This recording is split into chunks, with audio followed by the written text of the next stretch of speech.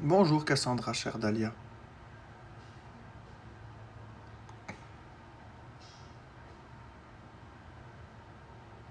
Bon matin.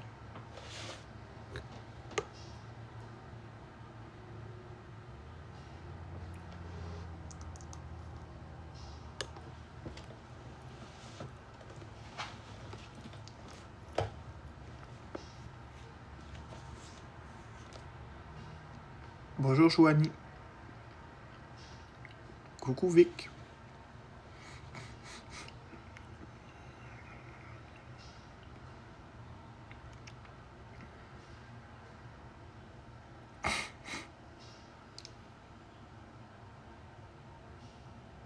Salut Lani 1254. Non, je suis pas triste. Inquiétez-vous pas, je suis loin d'être triste. Très loin. Ça va très très bien.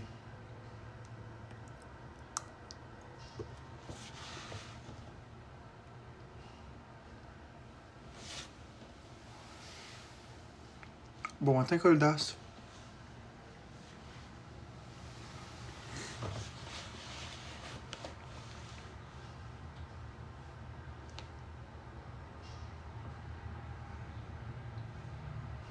Bon matin Vanies, bonjour, bonjour.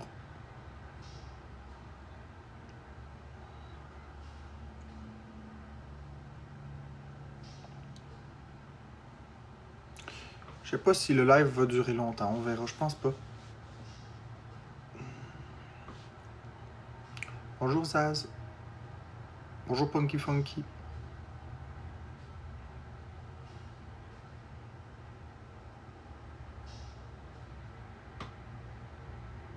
Non, j'ai pas mal dans la bouche, merci Zaz.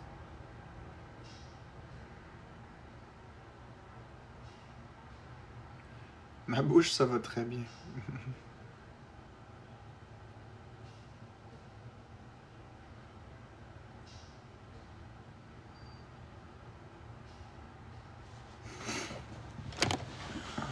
C'est plutôt au niveau... C'est plutôt au niveau de mes intestins. J'ai très mal au ventre, aux intestins en ce moment. Ça paraît peut-être un peu dans mon visage, là. Mais c'est correct, je vais continuer de faire mes choses. Je me suis réveillé cette nuit, puis j'ai fait de la diarrhée toute la nuit. Fait que... Ouais, ça paraît un petit peu, je sais. Mais je vais tenter de faire que ça paraisse le moins possible. Ah, sinon le moral, lui, va bien. Je sais pas dans la tasse de café. Je pense pas. Parce que regarde, j'ai aussi mes plaques rouges qui apparaissent. Ça apparaît quand je fais une amygdalite, normalement.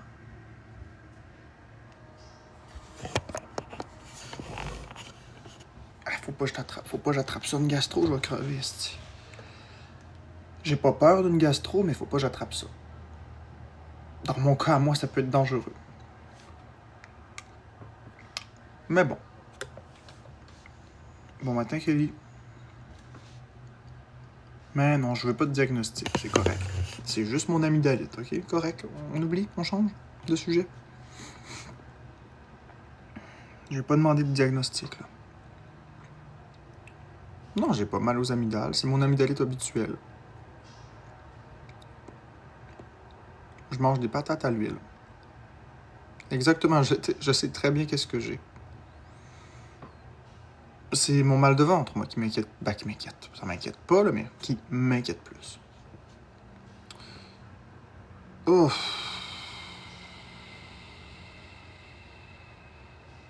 Ben, d'après toi, Laura Lebel.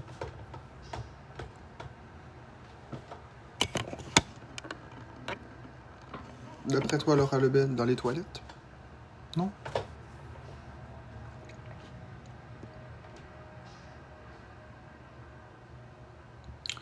On m'a aimé ça ta chiante.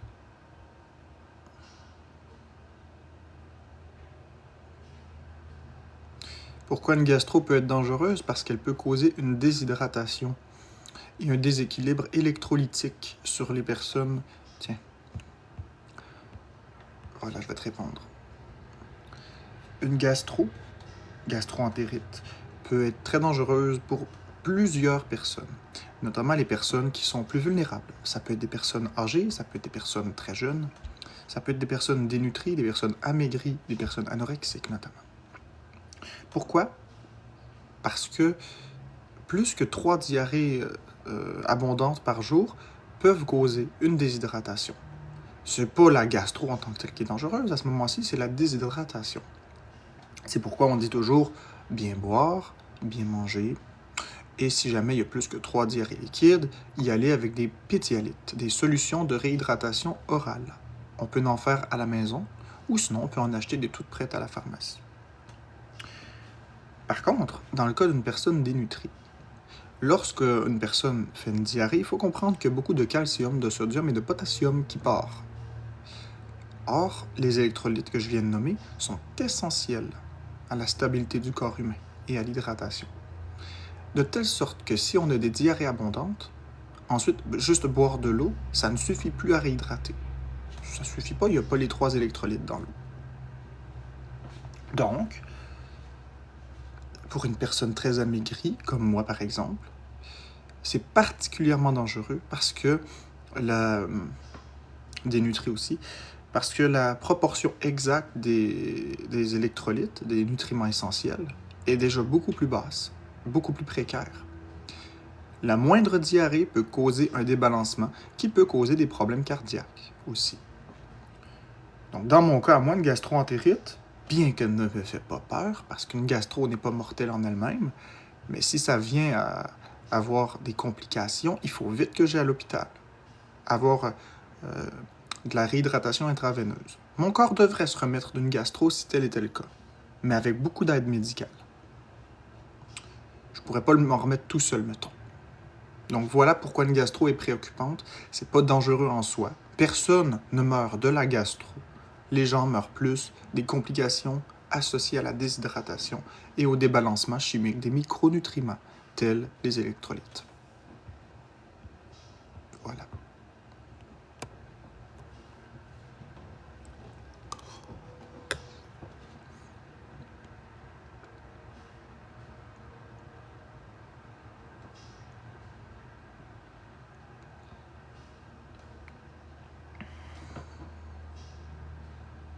Ben correct. Non, pas bien. Pas vraiment bien dormi, exceptionnellement.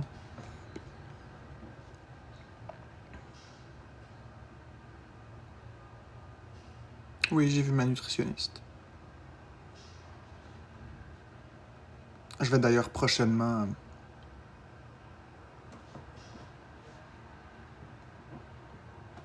Ça va débloquer prochainement. Ça s'est bien passé.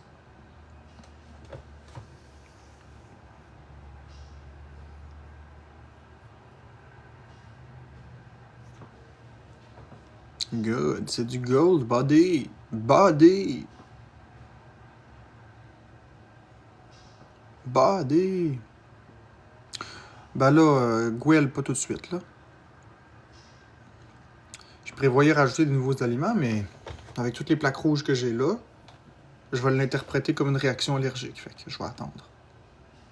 De toute façon, ça reste pas longtemps, là, ça reste 2-3 jours. Ça va laisser le temps aux résultats des tests d'arriver, puis après ça, on y va. J'attends juste aussi les résultats des tests. Donc, j'ai le plan alimentaire avec ma nutritionniste qui est fait. Donc, je sais comment procéder. Ça fait pas encore un mois, Mathieu. Dans 7 jours, ça fait un mois. Merci, Emily. C'est dû à quoi les plaques? Je sais pas. Ça peut être le reflux gastrique que j'ai eu. Ça peut être mon amygdalite. Moi, quand je fais des amygdalites, j'ai toujours ça. Mais écoute, 420 ranges, je vais te couper ça tout de suite parce que des plaques comme ça, j'en ai depuis que je suis jeune. Oh non, ça pique pas, ça gratte pas, ça fait rien, hein. Emily, c'est juste cosmétique. C'est juste cosmétique. Ça ne fait absolument pas mal, ça ne gratte absolument pas, ça ne sointe absolument pas, ce n'est pas de l'urticaire. Ce n'est pas une réaction allergique non plus, ce n'est rien de tout ça, c'est juste cosmétique. Ça ne fait pas mal du tout, si je le touche, c'est sensible, mais il faut que je le touche pour que ce soit sensible. C'est juste cosmétique. J'ai toujours ça dans mes... J'ai toujours ça dans mes... voyons. Dans mes amygdalites ou quand je suis malade, j'ai toujours ça. On peut dire cosmétique aussi. C'est un synonyme. Ben non, c'est pas une réaction au détergent à linge. J'ai ça à toutes les 3-4 semaines. Là.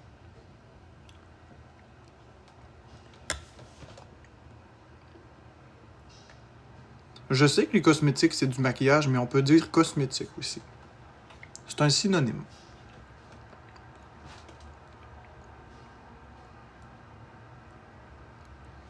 Esthétique et cosmétique veut dire la même chose.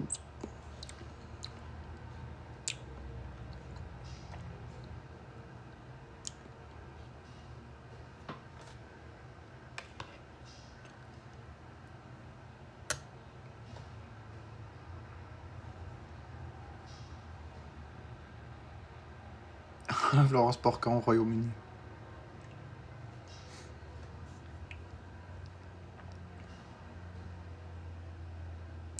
Non, ça me tente pas l'intervention chirurgicale, c'est correct. Ta grâce est plus grave que d'habitude. Ouais, c'est parce que je parle moins fort. Sinon, je peux parler comme ça aussi. Si je me mets à parler comme ça, ma voix va être normale, comme d'habitude. Mais ça prend beaucoup d'énergie, puis ça fait remonter des reflux. Donc, je parle moins fort. Comme ça. C'est juste ça.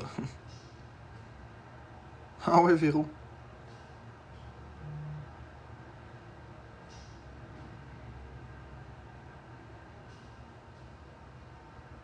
Quand je parle moins fort, ma voix est plus grave et moins audible. C'est parce que j'ai une voix qui porte. Fait que quand je parle, je chuchote presque en ce moment, en fait. Juste un peu plus élevé que le chuchotement. Ça me demande un effort de parler moins fort. Quand je parle, naturellement, ma voix va aller loin parce que j'ai une voix très grave.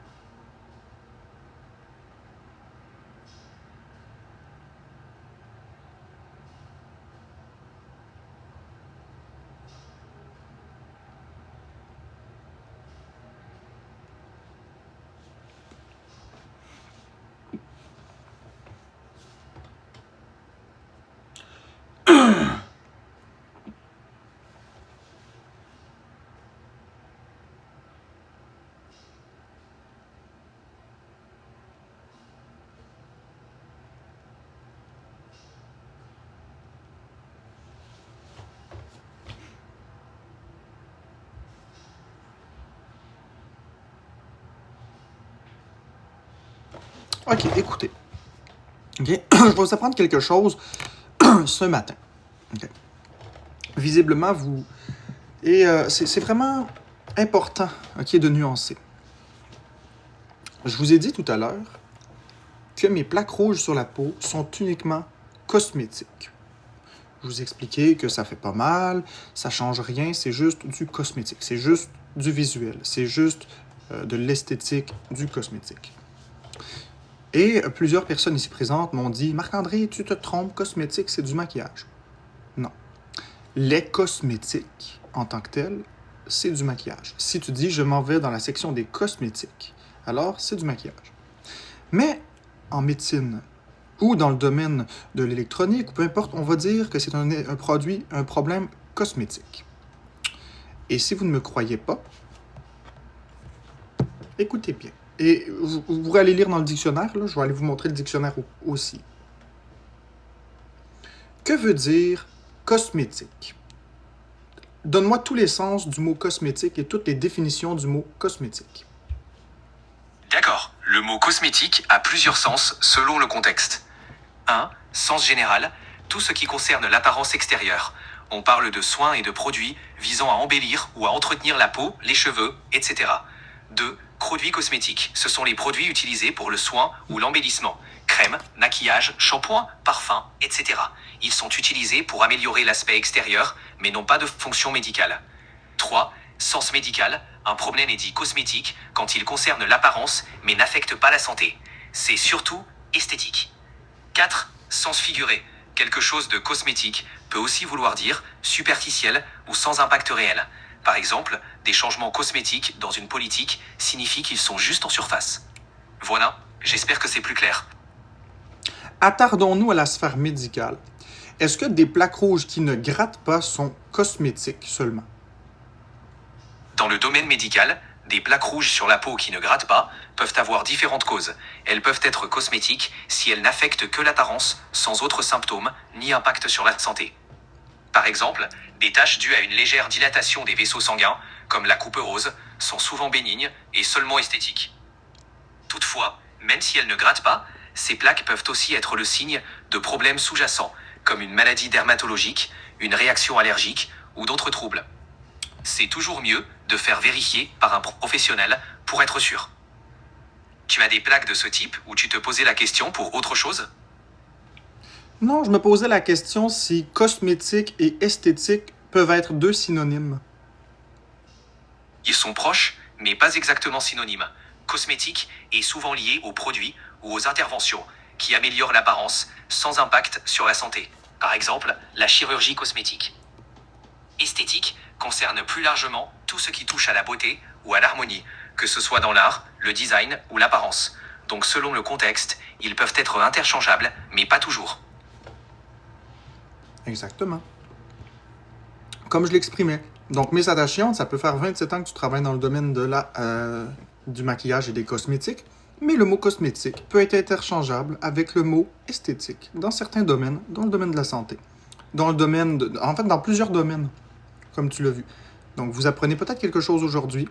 Cosmétique et esthétique peuvent être interchangés lorsque ça ne parle que de l'apparence. Donc, les plaques ne sont que cosmétiques.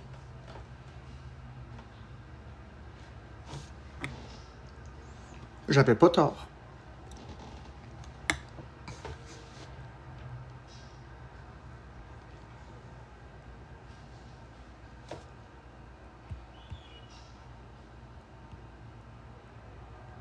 Ah, non, c'est pas toi, t'as raison. C'est pas toi qui as dit ça, mes attachantes. C'est pas toi.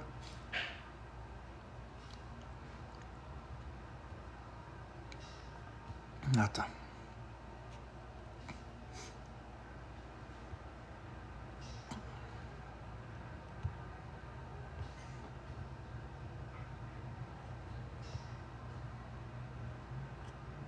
Non, c'est pas toi.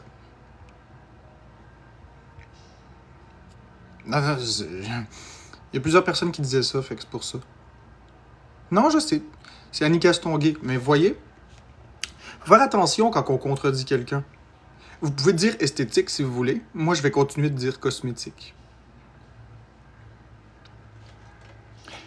C'est exactement. Puis on va partir là-dessus. Tiens, j'ai le goût de partir là-dessus. D'où vient ce besoin constant de corriger les gens? D'où vient ce besoin constant de mettre son petit grain de sel? Et en plus, sans aller vérifier. Je ne reproche pas aux gens en ce moment. Je fais juste parler pour parler. On prend l'exemple de cosmétique esthétique. Imaginons la situation suivante. 2 personnes sont en train de parler dans la rue. Vous n'avez aucun rapport dans la discussion. Et la personne dit à l'autre personne, « J'ai des plaques sur la peau, ça brûle pas, ça gratte pas, c'est cosmétique. Mon téléphone a une craque sur l'écran, mais ce n'est que cosmétique. Rien n'est brisé, ce n'est que cosmétique, c'est visuel, j'ai beau regarder, j'ai beau toucher, je la sens pas, je fais juste la voir, mais ça n'impacte pas l'appareil. Je vais te vendre l'appareil, ok, je te le vends parce qu'on est dans une transaction. Inquiète-toi pas, la craque qui est là, c'est juste cosmétique. Ah, ben c'est beau, je vais te l'acheter. Oh non, non, non, puis là vous intervenez, puis qu'est-ce que tu dis là? Cosmétique, c'est le maquillage. Mais d'où vient ce besoin de s'immiscer dans le discours d'une personne, que ce soit sur la sphère publique ou privée, pour vouloir corriger quelque chose qui n'a pas à être corrigé? Qui a l'air le plus fou? Celui qui dit un mot qui est inusité, qui est spécial, ou l'autre qui corrige, mais qu'après vérification, finalement, il n'y a pas de correction à y appliquer.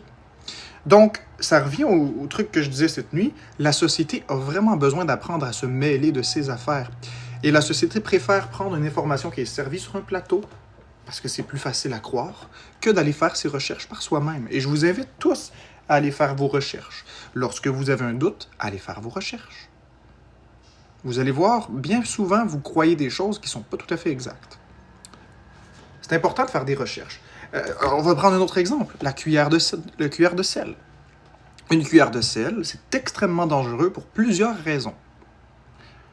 Si on mange... Puis il y en a qui vont dire « Non, t'as pas raison, des fois je mange de la soupe Lipton, il y a bien plus de sel dans la soupe Lipton, puis il y a bien plus de sel dans un Big Mac que de... » Oui, c'est vrai.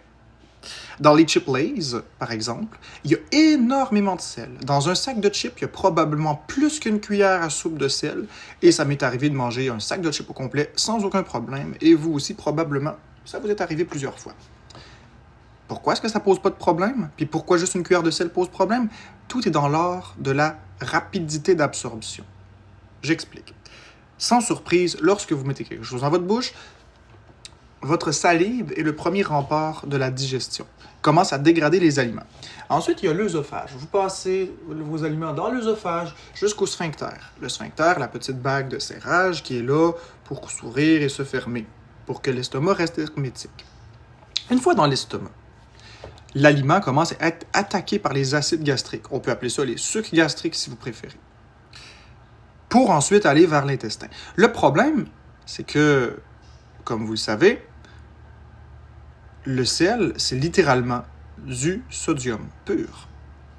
Donc, il n'y a pas besoin d'être dégradé. Il est déjà dégradé. Alors, il est immédiatement absorbé. Tout de suite. On a mis 15 ml de sel, donc il est tout de suite réparti dans la circulation sanguine, ce qui augmente immédiatement le niveau de sodium dans le corps, qui cause une hypernatrémie. Et ceci est extrêmement dangereux, ça cause un débalancement qui peut être fatal. Par contre, le sel, c'est aussi un aliment qui est très, très irritant pour l'estomac. Donc, très probablement que vous allez vomir pour vous protéger. Maintenant, pourquoi est-ce qu'on peut manger sans aucun problème alors un sac de chips? C'est pas contre-productif? Non, pas vraiment. Parce que ta cuillère de sel, tu la manges en 1 seconde. Tu l'avales en 1 seconde. Tout est en même temps. Lors de ton sac de chips, premièrement, tu as d'autres choses à digérer que le sel, comme les patates et l'huile. L'huile ralentit la digestion et les pommes de terre sont des glucides, avec les amidons, les sucres simples et complexes contenus dans les pommes de terre.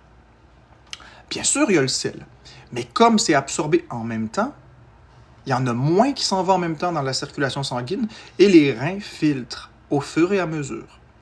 De toute façon, ton sac de chips, tu le mangeras pas en 1 seconde. Ça va peut-être te prendre 1 demi-heure, 1 heure le manger. Ce qui laisse amplement le temps à tes reins de bien filtrer et aussi de t'envoyer les signaux de la soif pour aller boire un peu de Pepsi, un peu d'eau, un peu de quelque chose qui va venir ajouter, diluer la concentration. D'ailleurs, si on prend une soupe Lipton, puis qu'on mange un sac de soupe Lipton au complet qui contient beaucoup plus de sodium qu'une cuillère de sel, c'est le même principe. C'est dilué avec de l'eau et non pas pur comme ça. On ne le boit pas en 30 secondes. Puis en plus, il y a des nouilles. Donc, c'est pour ça qu'on peut boire des préparations extrêmement salées sans risque, parce que c'est une préparation, parce qu'il y a autre chose. Mais c'est pour ça que manger une cuillère de sel aussi, c'est dangereux. Or, les gens disaient « Non, non, non, il n'y a pas de danger. » Oui, oui, oui, il y a un danger. Mais quelqu'un qui prend le temps d'aller demander à un spécialiste de faire ses petites vérifications va comprendre tout de suite que c'est dangereux. Biscuit enragé disait « Non, non, non, c'est pas dangereux. » Il m'a confronté comme ça pendant 3 semaines au minimum. Puis subitement, je ne sais pas ce qui est arrivé. Il a dû aller faire ses recherches. Quelqu'un a demandé à Biscuit de demander à Florence de prendre une cuillère de sel, et subitement, Biscuit a dit « Non, ça c'est dangereux, on ne fait pas ça. » Mais il maintenait toujours que c'était pas dangereux. Puis maintenant, il y a l'information correcte, alors il ne fait plus faire ce défi. Comme quoi, la désinformation peut avoir des effets fatals, des effets extrêmement dangereux. C'est pourquoi je comprends que c'est plus alléchant de se dire le sac de soupe Lipton contient beaucoup plus de sodium, donc manger une cuillère de sel, c'est pas dangereux. Je comprends la théorie. Tout comme une cuillère de cannelle dans la bouche, c'est pas dangereux. Je comprends le raccourci facile, on met de la cannelle dans les brioches. Une cuillère de cannelle, il n'y a rien de dangereux là. Oui, mais la cannelle est un composé extrêmement volatile. Aussitôt que tu vas déposer la cannelle dans ta bouche, la simple respiration par le nez va faire lever la cannelle, les petites particules, puis vont être inhalées et vont aller directement dans les poumons, ce qui va causer un étouffement. Et lorsqu'on s'étouffe, on aspire plus profondément, donc en faisant ça va directement dans les poumons et ça peut causer un décès très rapide. Pareil pour la farine. Farine, on se dit, ben non, il y en a dans le pain, on en mange d'un gâteau, il n'y a rien là. Non. C'est très dangereux, une cuillère de farine dans la bouche. Non seulement ça a les mêmes propriétés que la cannelle en termes de respiration, ça peut causer des problèmes au niveau d'aspiration pulmonaire, mais si ça ne cause pas, par exemple, si la farine ne se rend pas jusqu'au poumon, ça peut coincer dans la gorge, causer des étouffements totaux ou partiels. Ça peut causer des gros problèmes au niveau de la gorge parce que ça colle. Puis qui a déjà mélangé de la farine et de l'eau, sait très bien que ça fait de la colle. De la colle dans la gorge, c'est tout sauf pratique. C'est extrêmement dangereux de faire ça. Il y a beaucoup de choses comme ça qu'on pense inoffensives à y penser vite comme ça, mais qui peuvent se révéler extrêmement dangereuses. Un autre exemple que je vais vous donner. Ceux qui travaillent dans la réparation des électroménagers vont me donner raison. Ceux qui ne le savent pas, vous allez me donner tort, mais je vous dis que j'ai raison, vous ferez vos recherches. Prenez un appareil électronique quelconque, un iPhone. On enlève la batterie avant de faire des tests pour éviter d'endommager les composants, puis pour éviter de s'électrocuter. Donc, la règle est simple. Si on débranche un appareil du mur, on peut l'ouvrir. On peut opérer sans gants, sans protection particulière. Il n'y a plus d'électricité dedans. C'est partiellement vrai. Mais c'est pas vrai dans tous les cas. Prenons un micro-ondes, par exemple. Un micro-ondes contient un condensateur, un super condensateur. Et même si on débranche le micro-ondes, une partie d'électricité de tension reste à l'intérieur du micro-ondes. Pas assez pour le faire fonctionner, mais juste assez pour tuer quelqu'un. Un micro-ondes doit être réparé par un professionnel équipé de protection adéquate. Et le micro-ondes doit être reposé pendant plusieurs jours pour que l'électricité se dissipe par elle-même. Auquel cas, ensuite, il n'y a plus de danger. Mais débrancher un micro-ondes et attendre 10 minutes avant de le démonter avec un tournevis, si vous touchez la zone, vous pouvez vous électrocuter et mourir. Pourtant, il était branché, il n'y en a plus de problème. Oui, il y a un problème. Mais psychologiquement, c'est plus facile de se dire... C'est plus facile d'écouter Joe dans son sous-sol qui dit « Ben non, ton micro-ondes est débranché, il n'y a pas de danger » que d'écouter un Marc-André Drouin qui dit « Non, si vous touchez une zone précise dans le micro-ondes avec un tournevis en métal, vous allez mourir. » Lequel des deux est plus facile à croire? C'est plus facile à croire que le micro-ondes est débranché, il n'y a pas de danger. Hein? C'est pas vrai, ça ne fonctionne pas comme ça. La physique est remplie d'exceptions de ce type. C'est pourquoi, avant de faire quelque chose, même si ça paraît banal, c'est très important de vérifier quels sont les impacts potentiels. Est-ce qu'il y a des études sur le sujet? Est-ce qu'il y a des décès associés à une telle pratique? C'est très important. Très important. On pourrait penser aussi qu'une bouteille d'eau, c'est inoffensif.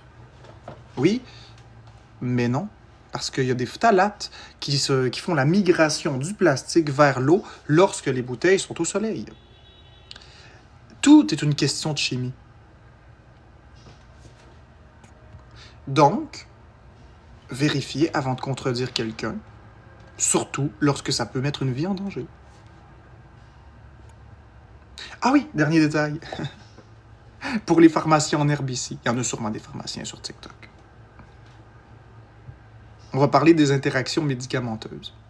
On va parler d'un antipsychotique. Un antipsychotique, c'est un médicament pour gérer les psychoses. Hein, ça le dit, antipsychotique. Ça peut être prescrit pour d'autres raisons, mais c'est pas de ça qu'on va parler. On va parler du pamplemousse. Pamplemousse qui est un excellent fruit pour la santé. N'est-ce pas facile de dire à quelqu'un un bon jus de pamplemousse pour te donner de la vitamine C? Parce que moi, je suis un amoureux du pamplemousse. Qui vous allez croire entre la personne qui vous dit qu'un pamplemousse c'est bon et inoffensif et la personne qui dit que les personnes qui prennent des antipsychotiques, si elles prennent un pamplemousse, elles peuvent mourir? Allez-vous croire qu'un simple pamplemousse va tuer quelqu'un qui prend un antipsychotique? Allez-vous croire ça? Et pourtant, c'est la vérité. Les antipsychotiques et les pamplemousses et certains antidépresseurs font pas bon ménage du tout. Ça crée des interactions médicamenteuses qui sont fatales. Vous avez bien entendu, fatales. Pour un pamplemousse. Que si la personne ne prend pas d'antipsychotique ou d'antidépresseur, c'est totalement inoffensif. Autre mythe. Les réactions allergiques ne sont dues qu'à arachides, noix, sésame, moutarde, soya, etc. Ben non. Les réactions allergiques peuvent être conduites et créées par n'importe quoi. Que ce soit quelque chose qu'on respire, quelque chose qu'on touche ou quelque chose qu'on ingère. Et quand je dis n'importe quoi, il faut repréciser. Le n'importe quoi, ça veut dire une protéine. Hein? C'est pourquoi les lipides ne sont pas allergisantes. Les lipides n'ont aucune protéine. Les glucides non plus. Ce n'est que les protéines. Donc, quand on dit que nous sommes allergiques au latex, nous ne sommes pas allergiques au latex. La plupart des composants du latex sont inoffensifs. Nous sommes allergiques à une protéine dans le latex. Lorsque l'on parle d'une pomme, il y a 3 protéines allergisantes dans la pomme. Il y en a 2 qui sont allergisantes lorsque crues, mais qui se détruisent à la cuisson. Et il y en a une protéine qui ne se dénature pas à la cuisson de la pomme, ce qui fait que la pomme va rester allergisante pareil. Par contre, la majorité des personnes sont allergiques beaucoup plus à la forme crue, donc les 2 protéines les plus allergisantes, mais pas à la protéine cuite. Ce qui fait qu'une personne va avoir un syndrome d'allergie orale lorsqu'elle la mange crue, mais une fois cuite, rien du tout. C'est pourquoi des personnes peuvent être allergiques aux œufs crus, mais pas aux œufs cuits. Parce que la protéine est dénaturée. Ce n'est plus tout à fait la même protéine. C'est pourquoi certaines personnes peuvent être allergiques au poivron rouge, mais pas au vert. Parce que le poivron vert, c'est un poivron moins mûr, le poivron rouge est un poivron plus mûr, donc la maturation des sucres ayant fait son effet, la détérioration des protéines est évidente. Juste assez différente pour que ce soit un autre aliment et un autre allergène. Donc, oui, la composition des aliments est extrêmement importante. Nous sommes allergiques aux protéines d'un aliment et non pas à l'aliment en lui-même. Il n'y a pas que des protéines dans un aliment. Il y a des tas de composés qui matérialisent un aliment. Mais nous sommes allergiques uniquement aux protéines. Lorsqu'on est allergique au chat, c'est pas au chat qu'on est allergique. C'est aux protéines dans la salive du chat. C'est ça qu'on est allergique en réalité, et non pas au chat en lui-même. Je pourrais continuer encore longtemps, c'est extrêmement intéressant comme sujet, c'est un sujet que j'adore parler, c'est un sujet que je maîtrise sur le bout des doigts, comme vous le voyez. Mais les mythes, il faut faire attention quand on dit quelque chose, parce que les paroles qu'on utilise peuvent tuer quelqu'un. Des paroles toutes inoffensives, va boire un bon verre de jus de pamplemousse, peuvent être fatales pour quelqu'un. Mets-toi une cuillère de cannelle, on va bien rire, peuvent être fatales. Avale une cuillère de sel, on va rire. Regarde, moi j'avale une cuillère de sucre, toi t'avales une cuillère de sel, c'est 2 condiments, go, go, go. Moi je mange une cuillère de sucre, il m'arrive rien. Toi tu manges une cuillère de sel, bang, tu tombes à terre. Comme. Faites attention à ce que vous dites. Arrêtez de corriger les gens. Vérifiez, lisez, instruisez-vous. Ça c'est important. En attendant, cosmétique, c'est comme ça. Mes plaques sont cosmétiques. J'adore parler.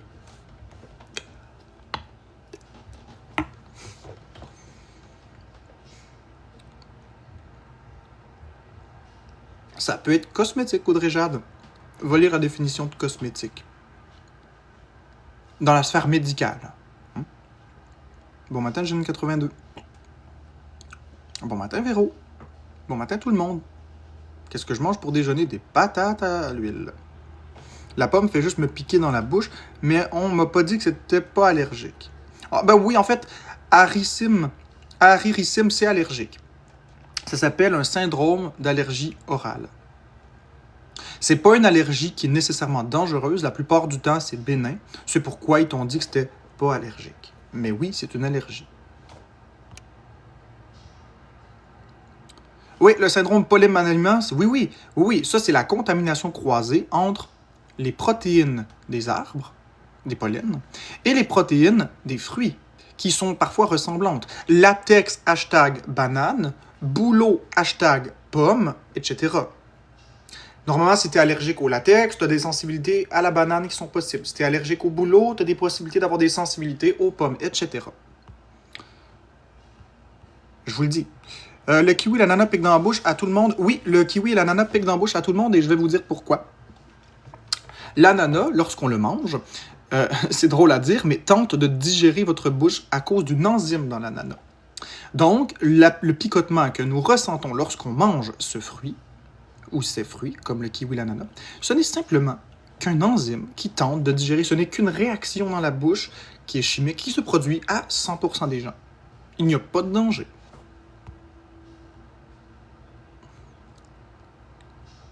Pourquoi on dit que certains chats sont hypoallergènes? Parce que les probabilités de faire une réaction allergique à la salive de ces chats-là est moins grande, tout simplement.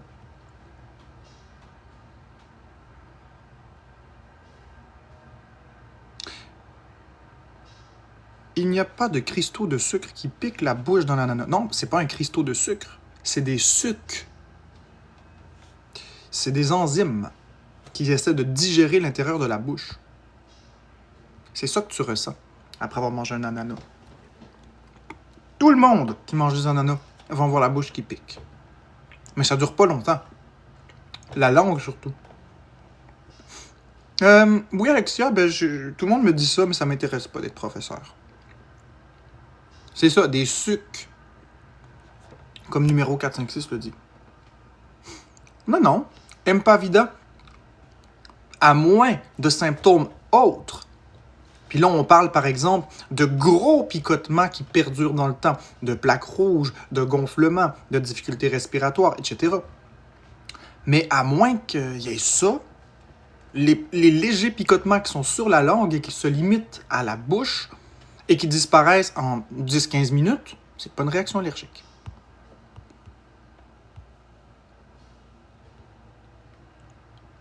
Le kiwi, ça fait la même chose.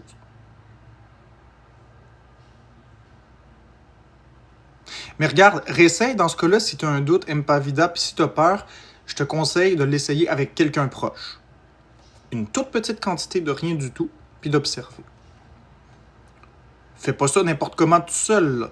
Si tu veux vraiment valider, mets toutes les chances de ton côté. Tu n'as pas d'allergie connue. Si tu n'as pas d'allergie connue, si tu n'as pas un allergologue qui t'a diagnostiqué ça, à ce moment-là, vas-y comme tu le sens. Mais une petite quantité de rien du tout. Puis tu vas voir.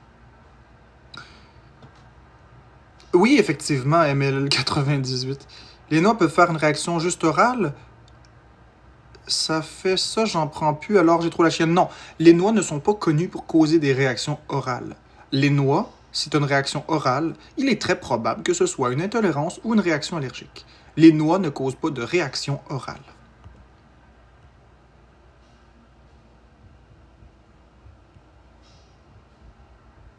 Oui, la différence entre intolérance et allergie. Excellent. Bon choix, je vais en parler.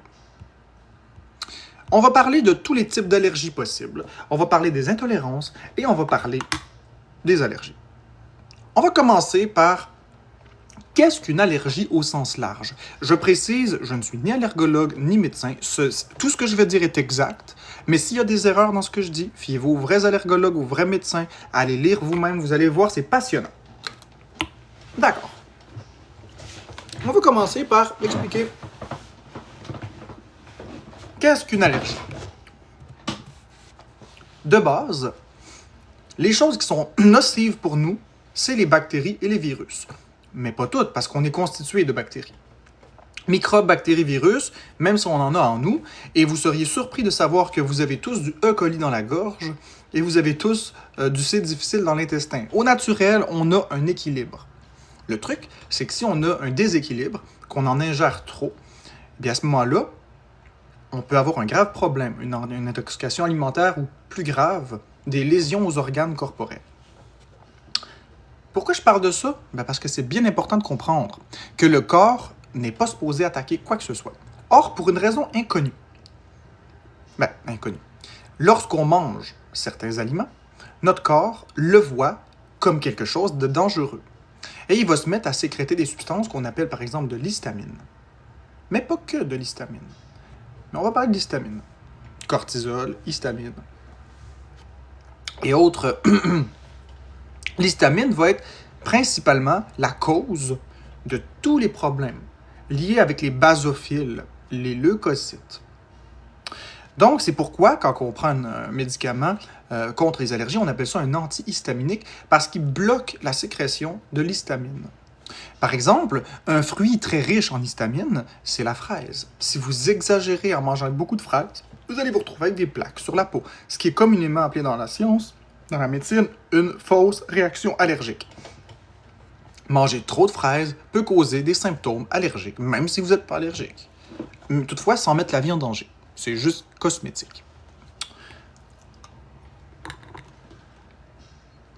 Donc, le corps peut être allergique à n'importe quelle protéine. Tout ce qui contient des protéines, que ce soit un aliment, que ce soit des volatiles dans l'air, ou que ce soit, par exemple, quelque chose qu'on touche. Parce que quand on touche quelque chose, ça pénètre dans notre peau et ça va dans la circulation sanguine.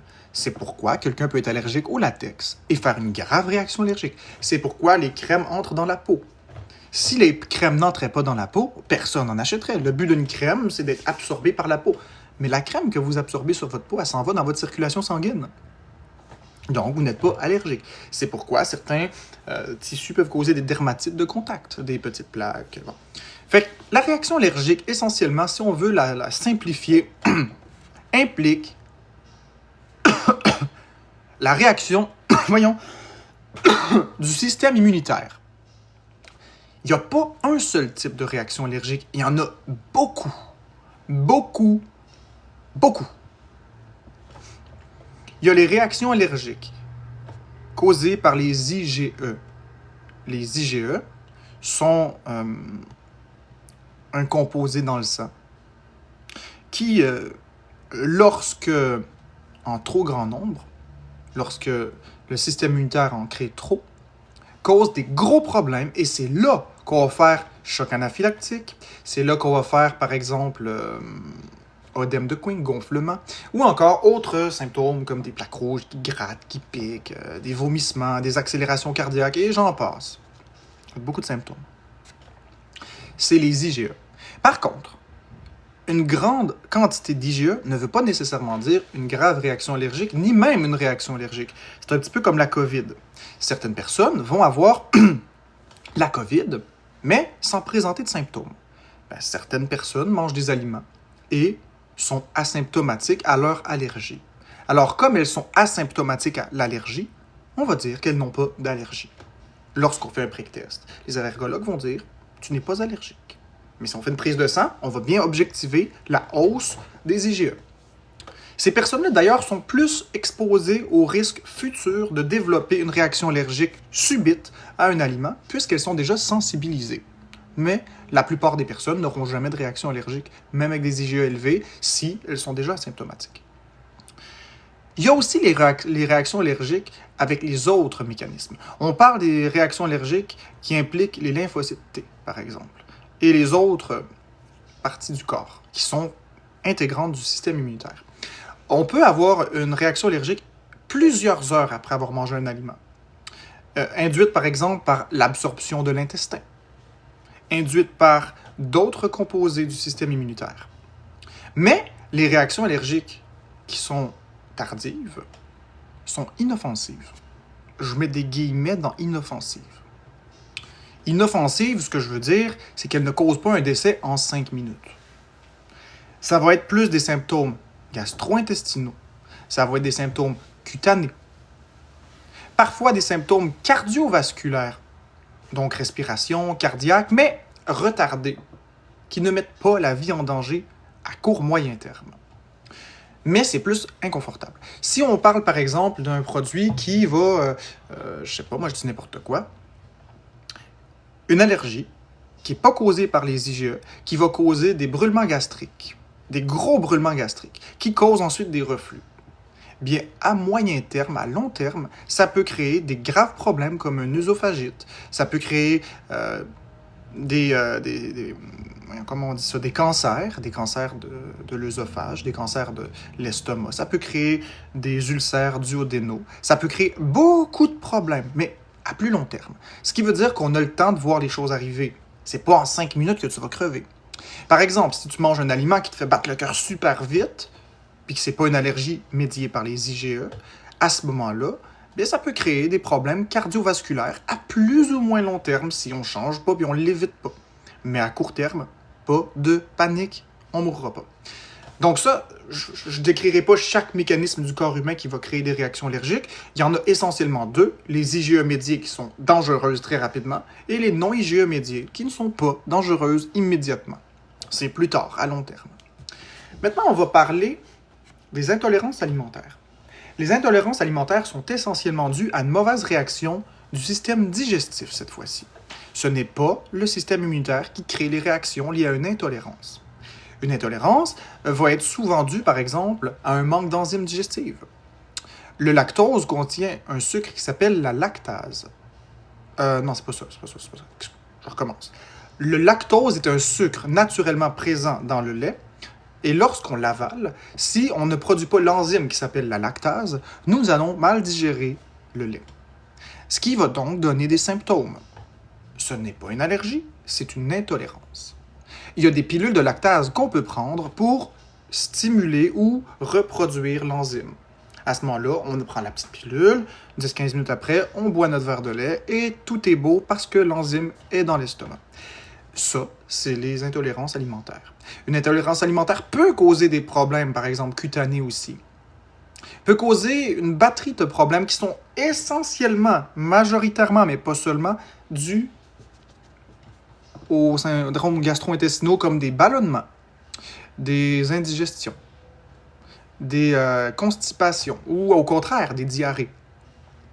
Mais il faut bien comprendre qu'une intolérance alimentaire ne met jamais la vie de quelqu'un en danger. Jamais. Non, c'est juste une intolérance.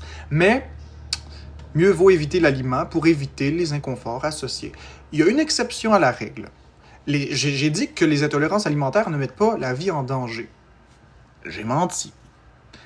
En fait, la majorité ne mettent pas la vie en danger. La très grande majorité. Sauf le gluten. Le gluten peut créer des maladies coliques, cœliaques, qui à terme peuvent nécroser l'intestin. C'est une exception. Mais normalement, les personnes qui sont cœliaques vont s'en rendre compte. Il y a des gros symptômes et il y a des tests qui sont faisables. Donc, le gluten n'est pas une réelle réaction allergique. Le gluten, c'est dans la catégorie des intolérances alimentaires qui peuvent causer des graves problèmes de santé, pas à court terme, à moyen voire long terme. Par contre, c'est très important de savoir puis que lorsqu'on est lorsqu'on est intolérant au gluten, il convient d'éviter entièrement le gluten sous toutes ses formes pour éviter des complications. Mais généralement, dans 99% des cas, une intolérance alimentaire n'est pas dangereuse. Donc, intolérant égale OK, on peut le manger, mais on va subir le martyre après, mais c'est tout. Allergie veut dire que c'est dangereux, ça implique le système immunitaire, que ce soit à court terme pour une allergie IgE médiée, comme les chocs anaphylactiques, les œdèmes de Quick et tous les autres symptômes, et les réactions de type anaphylactique, qui touchent 2 des 5 systèmes du corps. Si par exemple, sur le corps, on commence à avoir des plaques, puis ça commence à gonfler sur la peau, ce n'est pas une réaction allergique majeure, c'est bénin. À moins que le gonflement soit dans les voies respiratoires, là, ça c'est majeur. Si la pression artérielle descend d'un coup, le choc anaphylactique, ou s'il y a un gonflement au niveau de la gorge, des voies aériennes supérieures ou inférieures, qui permet de respirer, c'est une urgence absolue. C'est une réaction qui nécessite une piqûre d'épipène. Peu importe lequel des deux. Si on a juste un gonflement, par exemple, sur le bras, avec des plaques rouges partout qui grattent, et rien d'autre, ce n'est pas une réaction allergique majeure. C'est bénin. Si, par exemple, on a envie de vomir après avoir mangé un aliment, puis on fait caca en eau, c'est bénin. Parce que c'est le même système qui est touché, c'est-à-dire le système gastro-intestinal. Par contre, si on a envie de vomir et qu'on vomit, en plus d'avoir des plaques sur la peau. Ça, c'est 2 systèmes de toucher, le système cutané et le système gastro-intestinal. Si on a en plus le système cardiaque qui est touché, donc dès qu'il y a 2 systèmes de toucher, on parle de réaction de type anaphylactique. Alors, il faut la traiter comme un choc anaphylactique, avec une shot d'épipène. C'est très important, ce que je vous dis, ça peut vous sauver la vie. Donc, gardez toujours en tête que si vous avez des réactions qui apparaissent sur vous et que c'est le même système de toucher, c'est bénin. Un antihistaminique peut sauver la situation et enlever les symptômes, les améliorer relativement rapidement. Si vous avez 2 systèmes de toucher, direction hôpital 911 avec une shot d'épinéphrine, obligatoire. Vous allez vous sauver la vie. Par contre, j'ai dit 2 systèmes de toucher minimum, sauf si c'est des gonflements dans la gorge ou si la pression artérielle descend. Un des 2 que je viens de dire, c'est une piqûre d'épinéphrine et direction hôpital tout de suite. Ce que je vous dis est tout à fait vérifiable et tout à fait vrai. Donc, c'est ça la différence entre les 2. Les réactions allergiques peuvent mettre la vie en danger, tandis que les intolérances, pratiquement jamais. Très belle question d'ailleurs. J'apprécie. J'essaie de simplifier Valou 333 pour que ce soit pas trop lourd, pour que ce soit pas trop indigeste pour vous, pour que vous compreniez. Mais globalement, c'est ça.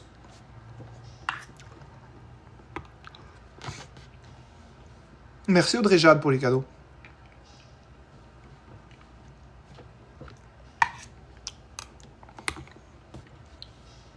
Ben oui, je connais ça, Mr. Fish.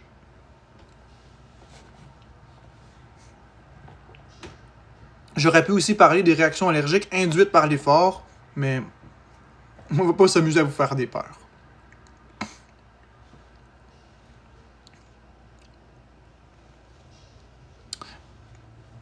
Il y a des... Ok. Je vais vous parler des réactions allergiques de combinaison. Il y a des réactions allergiques de combinaison. Et il y a des réactions allergiques qui ne contiennent pas de protéines aussi qui sont possibles. C'est des exceptions. Les allergies de combinaison, c'est-à-dire, tu manges une poire, ça va bien. Tu manges une poire avec de la cerise, paf, réaction allergique. C'est surprenant, mais c'est possible. C'est rare, mais ça arrive. On va parler des allergies alimentaires induites par l'effort. Tu manges une pomme assise dans ton canapé, super, il ne se passe rien du tout. Deuxième cas de figure, tu manges une pomme et tu t'en vas courir un marathon ensuite. Bang! Réaction allergique induite par l'effort. Pourquoi? Parce qu'un effort physique sécrète, par exemple, de l'adrénaline et d'autres molécules de notre corps, d'autres composés chimiques, qui modifient la façon dont le corps absorbe le nutriment, ce qui dénature les protéines de la pomme, qui naturellement, une fois dénaturées, peuvent causer des réactions allergiques. C'est rare, c'est très rare, mais c'est quelque chose de possible. On va parler de choses beaucoup plus spéciales et beaucoup plus what the fuck. Parlons des réactions allergiques causées par le froid. Oui, vous avez bien entendu, le froid. Certaines personnes, heureusement une minorité, si elles touchent de la neige, peuvent faire un choc anaphylactique et finir à l'hôpital aux soins intensifs. S'exposer au froid, toucher de la glace, égale mort imminente. Oui. Je ne comprends pas, la science ne comprend pas pourquoi, mais ça l'arrive. Dans le même registre, certaines personnes sont allergiques de la même façon au soleil, ce qui est un non-sens. Mais des cas ont été documentés. Aussi, les réactions allergiques induites par le stress. On n'en parle pas souvent, c'est extrêmement rare aussi, mais certaines réactions de stress lors d'un choc émotionnel important, par exemple dans un deuil, font en sorte que, pour certaines personnes prédisposées, l'aliment qu'elles vont manger pendant ce deuil, le corps va le prendre comme un ennemi. Puis bang, à partir de ce moment-là, la personne va tomber allergique à vie à cet aliment. Mortellement, hein? T'as jamais eu de problème avec les carottes? Tu manges des carottes toute ta vie? Oups, ton père est décédé, ça t'affecte vraiment fort. Pour te consoler, tu manges une carotte parce que tu as toujours aimé ça, puis bang! Réaction allergique grave. Tu sais pas d'où ça vient. Puis après ça, on te dit que tu es allergique aux carottes. Puis là, tu dis, non, non, j'en ai mangé toute ma vie. Oui, mais maintenant, tu peux plus. Et ça ne se corrige pas. Réaction allergique induite par le stress. Pour la même raison que pour l'effort, le stress dénature la façon dont le corps absorbe les nutriments, ce qui modifie et dénature la protéine de l'aliment en question, ce qui, une fois dénaturé, peut poser problème pour l'organisme. Et une fois que le corps a pris action sur le fait que l'aliment est dangereux, il va être allergique à toutes les molécules qui ressemblent à ça, y compris celles de l'aliment de base. C'est des réactions possibles. C'est très rare, là. Tout ce que je vous ai nommé, c'est extrêmement rare. Mais c'est documenté dans la science.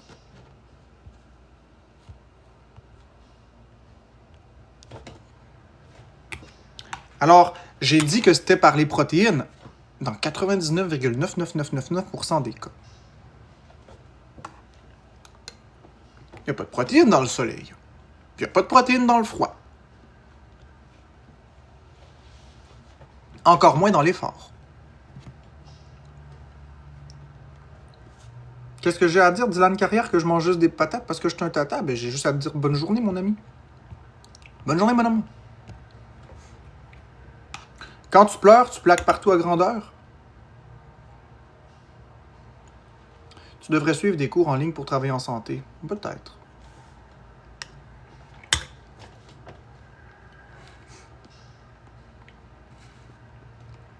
Ça se peut, ça, Kenny, que le stress cause des acouphènes. C'est un symptôme classique.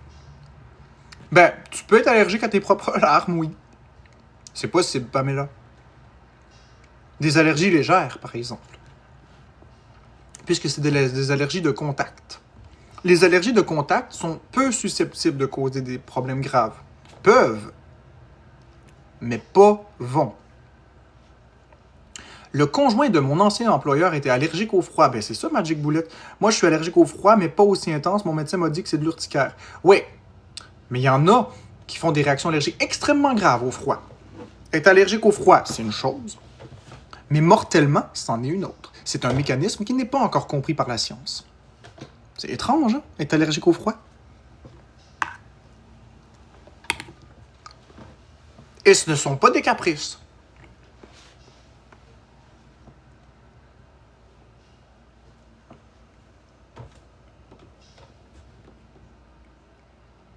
Allergie mortelle aux abeilles et aux guêpes, oui. En fait, c'est aux protéines du venin que tu es allergique.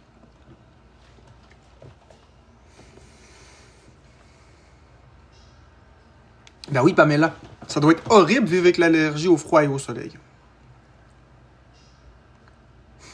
Si t'étais un médecin dans un hôpital, le monde t'écouterait peut-être un peu plus, mais on est sur TikTok. Ouais, mais ce que je dis, c'est vrai, fait que... Je suis allergique au kiwi. Ça se peut, Lolita. C'est pas un des 13 allergènes prioritaires, mais on peut être allergique à n'importe quoi. Donc, pourquoi pas? Pourquoi pas?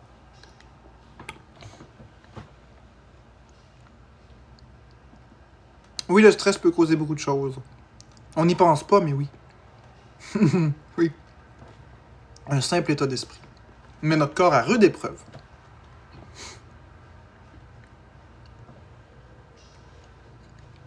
Un ami allergique au lactose. Les allergènes prioritaires. OK. Je vais te les nommer, il faut juste que je me concentre parce que si je vois tous les commentaires, je ne serai pas capable. OK. On va commencer par le blé, les œufs, le soya, moutarde, poisson, arachide, noix, poisson, fruits de mer, sulfite, moutarde, orge,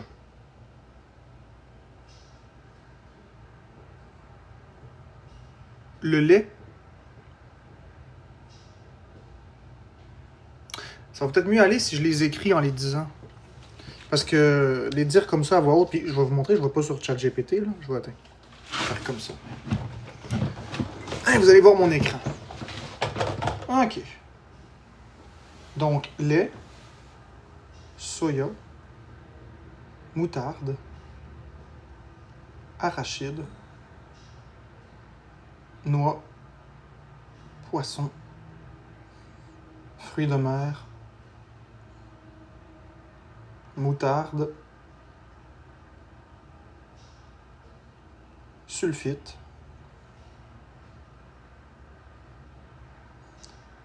Des graines de sésame. 1, 2, 3, 4, 5, 6, 7, 8, 9, 10. Ensuite, on a l'orge.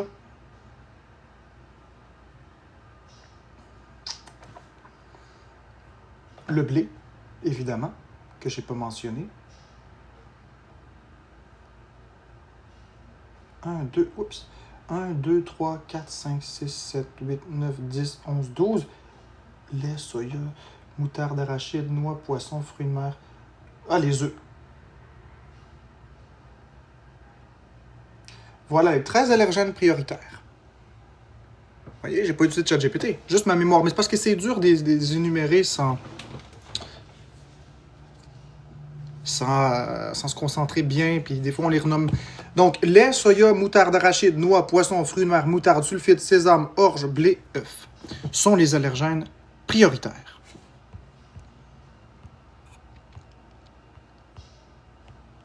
Il y en a 13.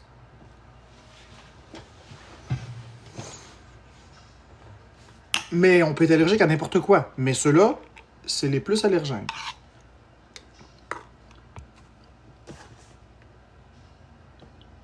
Ah ben oui, j'ai mis moutarde 2 fois. Vous avez raison. Vous voyez? Ouais.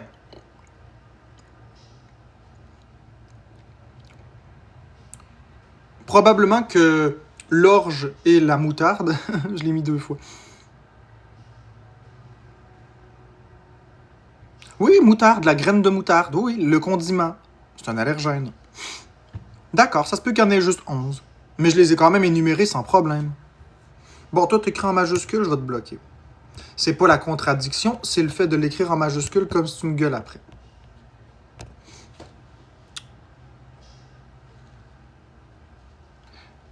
Britannique Guitier, mon père a une allergie au céleri qu'il n'avait pas avant, sais-tu pourquoi? Ben oui, le corps de ton père a simplement détecté que cet aliment était maintenant un indésirable, quelque chose de dangereux. Allergique à la cannelle. Ah ouais?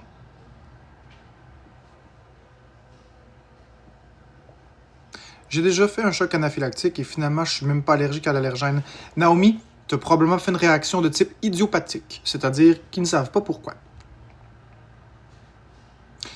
C'est pas rare du tout, Marie, que la moutarde, on soit allergique. Si dans la liste des allergènes prioritaires, c'est qu'il a causé beaucoup de réactions allergiques.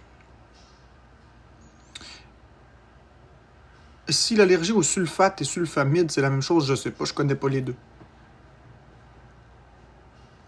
Maintenant, je suis allergique aux cannelles et aux bananes. C'est pas le fun du tout, hein. Mais ton allergie à la banane, parce que ça aussi, c'est une autre affaire. Ta banane, là, si elle est verte, jaune ou avec des picots noirs, c'est pas la même chose.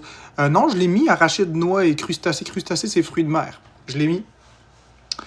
Si ta banane est verte, jaune ou picotée, c'est pas la même chose. Les protéines ne sont pas exactement les mêmes. Ça se peut que tu sois allergique à peu importe la maturité de la banane, mais il y en a qui sont allergiques juste à quand la banane est picotée, ou juste quand la banane est verte, ou juste quand la banane est jaune. Poisson, je l'ai mis. Les fruits de mer sont un allergène prioritaire. Crustacés, style crevette, ben bien sûr que ça fait partie des allergènes prioritaires. Qu'est-ce que tu dis là, Sandra? Peu importe la maturité de la banane, bon. Mais c'est ça, ben, de toute façon, évite-les. Hein, si tu sais que ça fait des réactions allergiques, on joue pas avec le diable.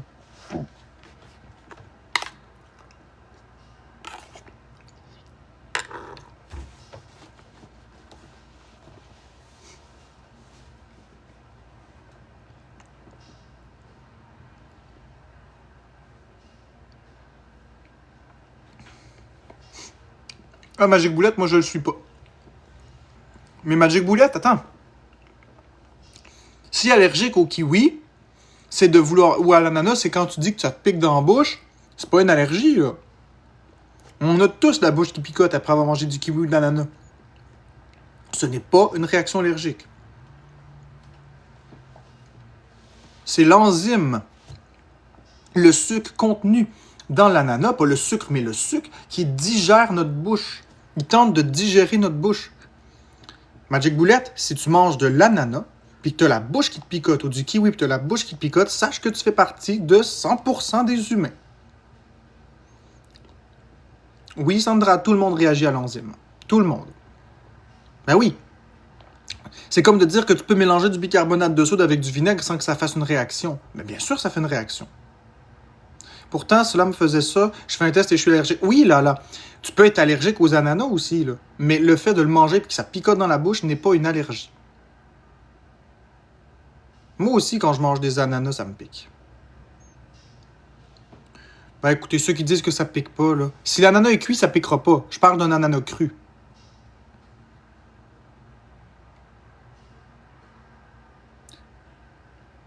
Exactement. L'allergie, c'est sans aucun lien avec les enzymes. Ben exactement, Genome 2, c'est ça que je dis. Ça picote sur la langue, là, comme si tu lèches une batterie. Ça pique, picote, pique, pique, pique, pique, pique, pique, pique. C'est pas dangereux.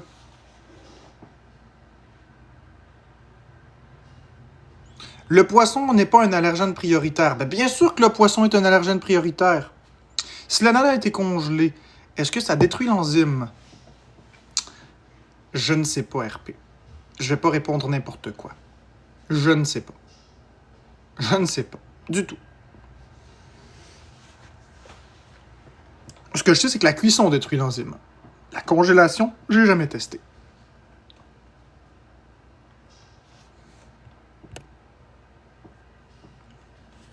Je vais demander. On va aller voir.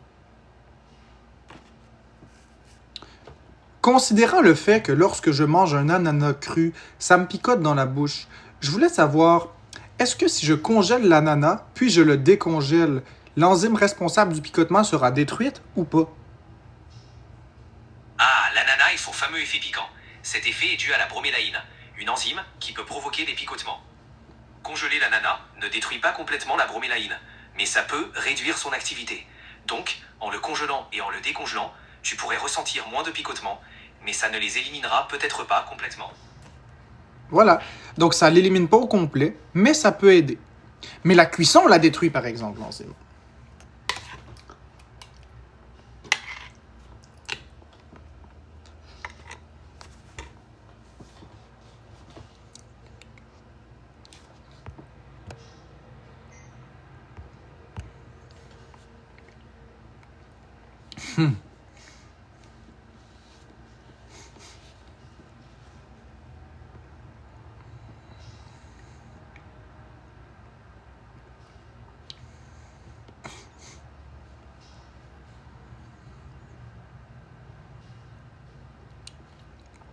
Pourquoi les Occidentaux ont plus d'allergies que le reste du monde? La propreté. Trop de propreté fait en sorte que notre système immunitaire finit par s'ennuyer. Donc, considérer des choses inoffensives comme des produits de choses dangereuses. Ça peut aussi être lié aux exportations mondiales, à la transformation des nourritures. La surtransformation dénature les protéines originales. Est-ce que c'est normal? Est-ce que c'est normal que dans le maïs, on fasse du maïs, de l'huile de maïs, du cornstarch, comment ça s'appelle, du glucose de maïs, bref. Vous comprenez ce que je veux dire?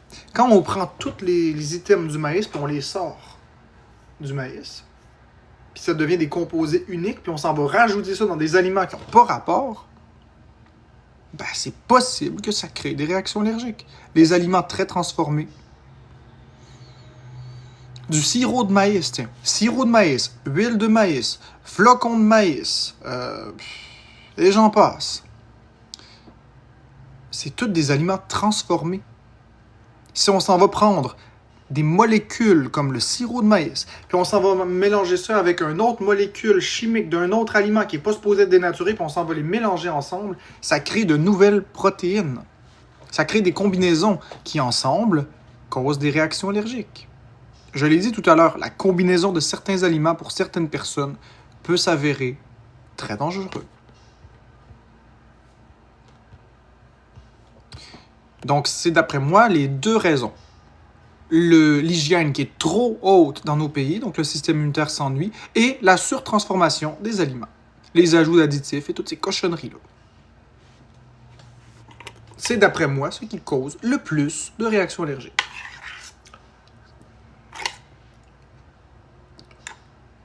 Purée, elle n'a rien à voir.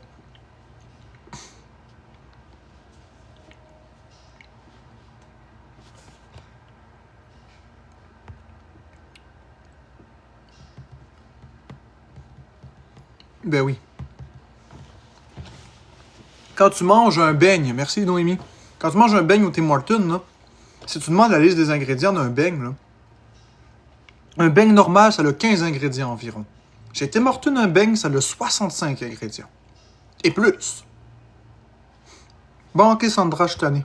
C'est le temps de partir. Tu reviendras une autre journée. Bye. Tu commences à m'emmerder, Sandra. Là. Je dis ça comme ça, là.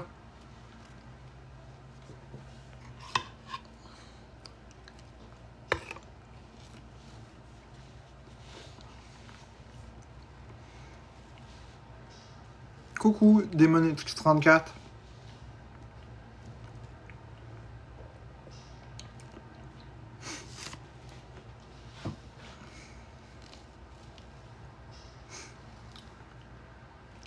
Bon, fait que là, ça fait... Oups, je m'excuse, je voulais pas envoyer une invitation.